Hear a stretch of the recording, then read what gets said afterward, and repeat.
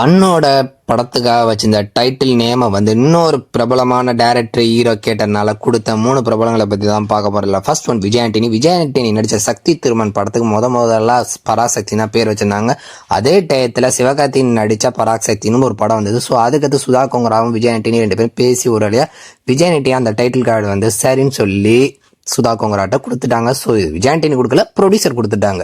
அதுக்கடுத்து ரெண்டாவதா யாருன்னா மிஸ்கின் தான். மிஸ்கினோட கிஸ் டைட்டில் வந்து அவர்கிட்ட தான் இருந்ததுக்கு அப்புறமா நம்ம கவின் நடிச்சு கிஸ் படத்தோட டைரக்டர் போய் ஸ்ட்ரைட்டா போய் மிஸ்கின் சார்ட்ட போய் அந்த கிஸ் டைட்டில் கார்டை வாங்கிட்டு வந்துட்டார். ஸோ அந்த படம் ஷூட்டிங் ஃபர்ஸ்ட் ஆரம்பிக்கும் போது மிஸ்கின் அந்த இமேஜ்ல இருப்பாரு. மூணாவதா யாருன்னா எஸ்டிஆர் தான். ஸோ எஸ்டிஆர் கிட்ட பேர் பிரேமா காதலோட டைட்டில் இருந்தது. ஆனால் அவர் என்ன படம் அப்போ நடிக்கவும் இல்லை. கொஞ்ச நாளாக அந்த படத்தோட டைட்டில் வந்து அவர் ரெஜிஸ்ட்ரேஷன் பண்ணி வச்சிருந்தாரு.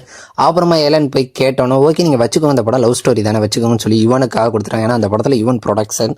ஸோ அதனாலே எஸ்டிஆர் அந்த டைட்டில் கொடுத்துட்டாரு.